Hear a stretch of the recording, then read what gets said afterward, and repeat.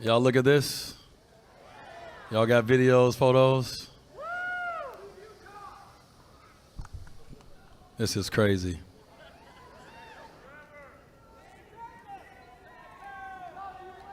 I didn't really prepare a lot for this moment, actually. I got a book up here. There's only a few things in here. And I wanted to feel this. You know, life goes by so fast. And it's very rare that we get to feel things because we always off to the next thing.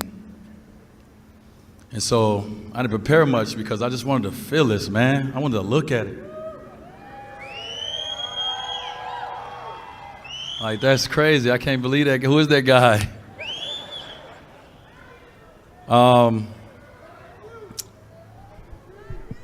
Be joyful in hope, patient in affliction, and faithful in prayer. None of this happens without the person I call the big guy. And that's my God. And so I want to thank my God for this moment first and foremost before I get going.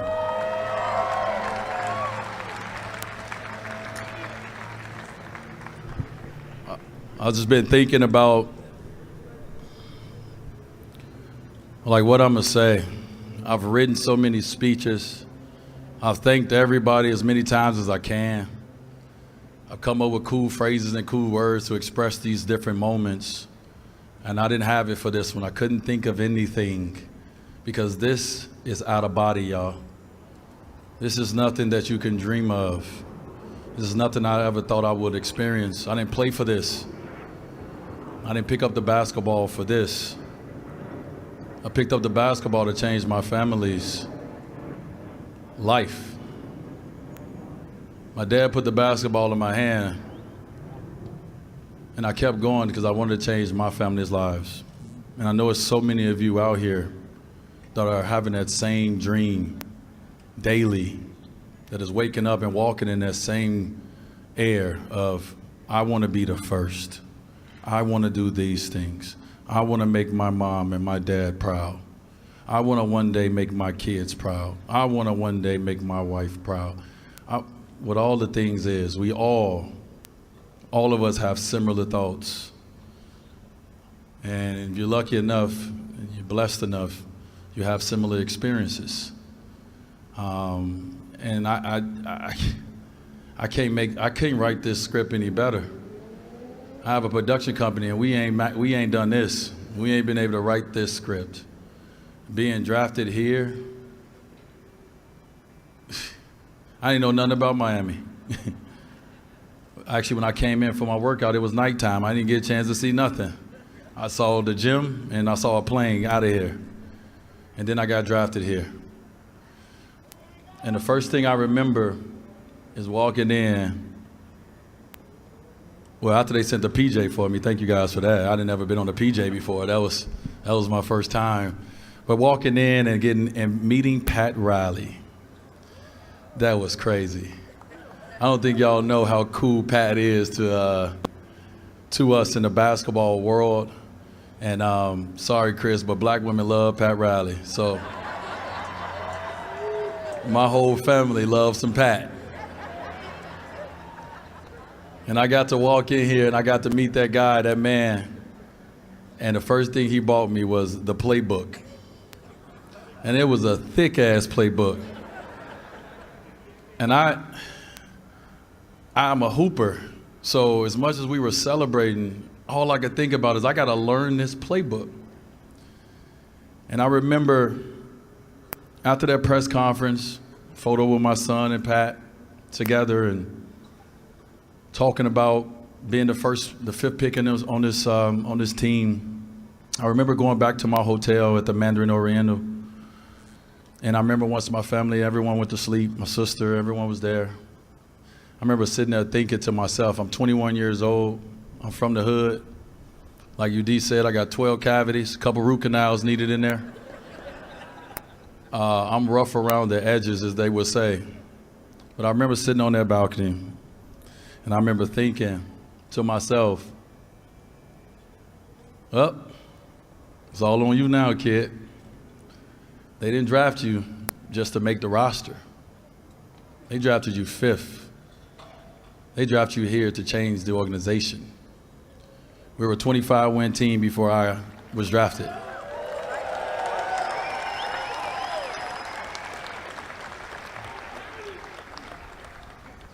And so I took that upon myself that day to say I was going to do everything in my power to make sure that the people who continue to believe in me and believed in me, that I can pay them back on that.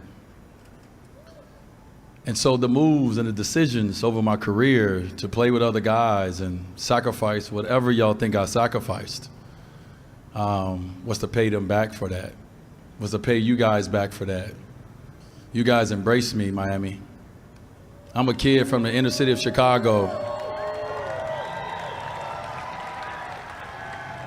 I came here not knowing anything about this culture. I still don't speak a lot of Spanish. I damn sure didn't speak none when I came here.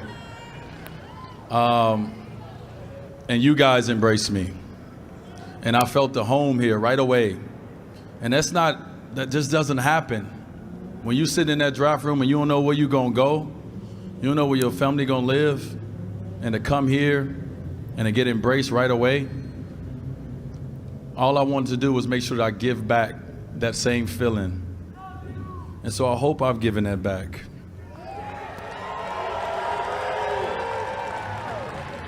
I'm one of the luckiest men in the world, not because people don't say no to me, because I get a lot of no's, trust and believe, but people believe in me. And I think that's the thing right there, man. When you're growing up and you're young, people don't believe in you. They don't believe in your dreams. Yeah, think about it. Told somebody, hey, my dream is to go to the NBA, win 3 NBA championships, have 13 All-Star appearances, play with some of the greatest players ever, have a statue one day, be in the Hall of Fame, have jersey retirement, travel the world. You think somebody was going to tell me that was going to happen? No one is going to just believe in your dream unless they see you working towards that dream and that belief. And so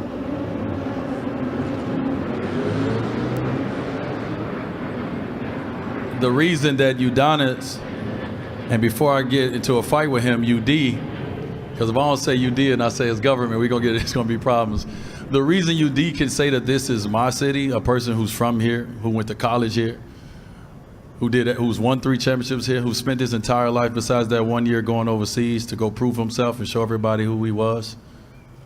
The reason he can say that is because he's seen the work. And the work is the reason that we're here. We're not here because the Miami Heat organization liked me. We're here because we're champions.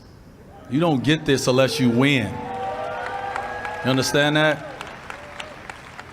You guys are winners. The city is a winner. The state is a winner. We won championships, y'all. And so the work that was put in behind the scenes when the doors was closed was some of the hardest things that we've ever done to believe. And so I'm one of the lucky ones because I had an organization that I was drafted to. I had coaches on the sideline. I had players, not all of them. Some of them we got in here and got out of here. They weren't the culture. They weren't a part of the culture. They didn't represent it right. But I had people who believed in me, and they believed that I can lead us. And so because of that belief, I gave everything that I had to the game. And that's why I walked away 6 years ago, feeling complete, because I gave it all.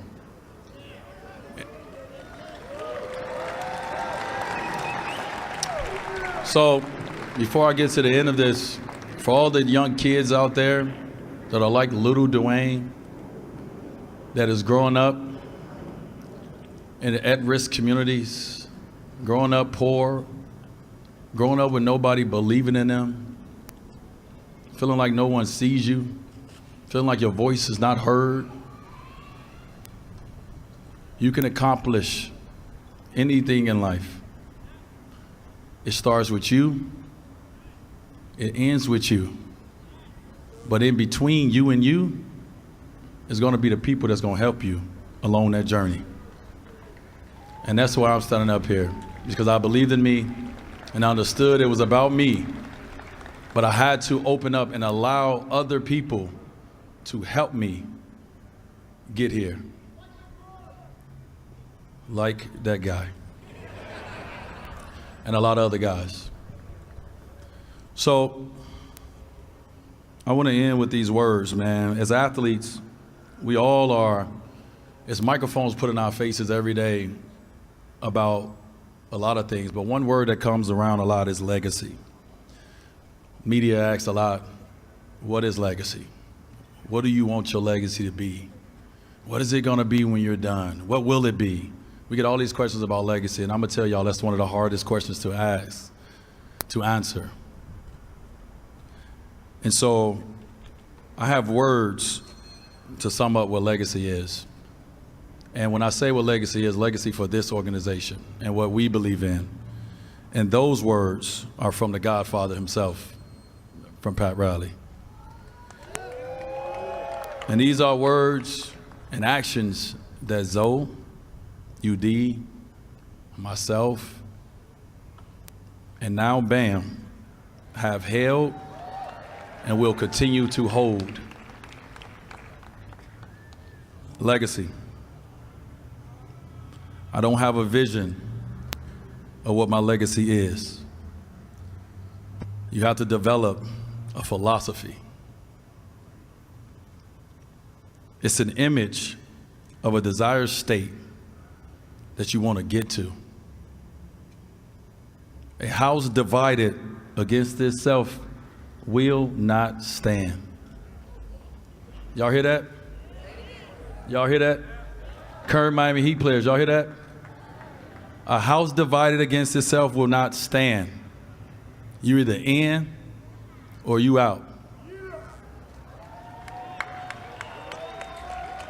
You don't merely want to be considered the best of the best. You want to be considered the only ones who do what you do. You want to make sure that one day you'll leave some footprints. And I think that legacy is what it's all about. You want to leave something behind that people can follow and that people can hold on to. So to my kids, to my wife, to my mother, to my father, my sisters, my brothers, my aunts, my uncles, my cousins, my nephews, my nieces, my friends, my business partners, and my coaches, and to the fans, to Heat Nation, most importantly, to Wade County. Thank you all for following. And I believe I've gave you guys something set in stone to hold on to. This is my house. I'm out. Thank you guys.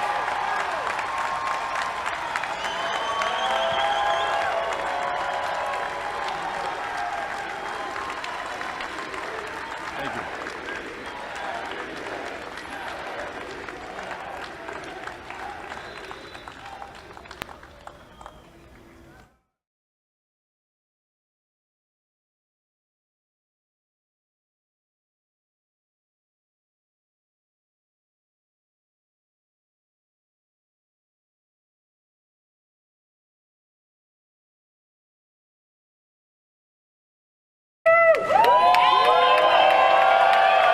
Everybody, give it up to an incredible organization that's held by some amazing leaders. Pat J. Riley, Chris Riley, Nick Arison, Nikki Arison, Madeline Arison, and the entire Arison family. Give it up for this organization.